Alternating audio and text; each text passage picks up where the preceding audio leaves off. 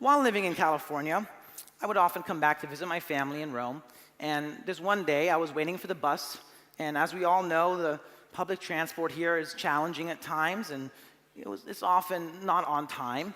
So this one day I was waiting, and 30 minutes late, I started just observing my surroundings. I started to study the traffic, and what I noticed was that there were hundreds of scooters, just hundreds upon hundreds of scooters that were driving by, and they all had one thing in common.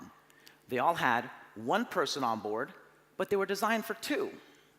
And I started thinking, wait a second, if I were in the Bay Area, if I was in the States, someone would have probably come up with an app that connects people waiting at bus stops with people on scooters.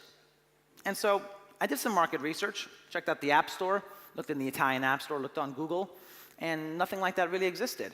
And that's precisely how my third startup got founded, Scooterino. We're essentially just an app that connects people who want rides on scooters with scooter drivers that are going in the same direction. It's like a new sharing economy startup. And so my philosophy for starting businesses is really pain-oriented.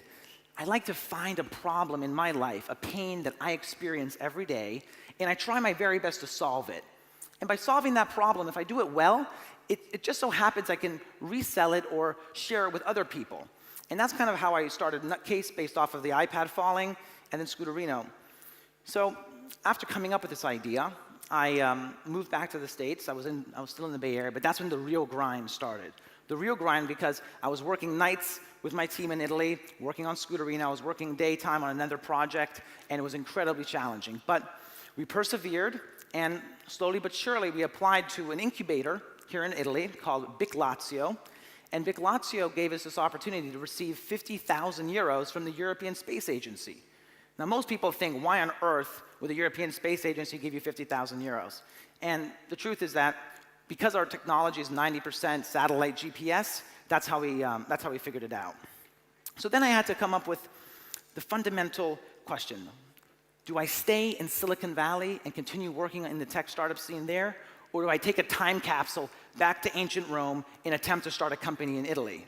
And it was very challenging. A lot of my friends were like, ma sei matto? I mean, are you kidding me? You coming back to Rome to start a tech company? Stay in the Bay Area. You're already there. I mean, what's the point? And so I said to them, listen, in Italy, there's so much opportunity. There are thousands and thousands of opportunities because there's thousands and thousands of problems. And these problems don't even exist in the United States. All you have to do is have an entrepreneurial mindset, focus yourself, and try and solve these specific problems. And that's exactly what we're doing with Scooterino. So I said, that's it.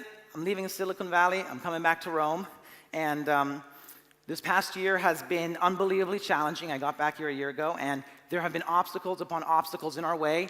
It's been ridiculously difficult, but we've persevered. Our team has had a vision, and we've stayed committed to it. And we didn't listen to the naysayers. You know how many people told me, oh yeah, sure.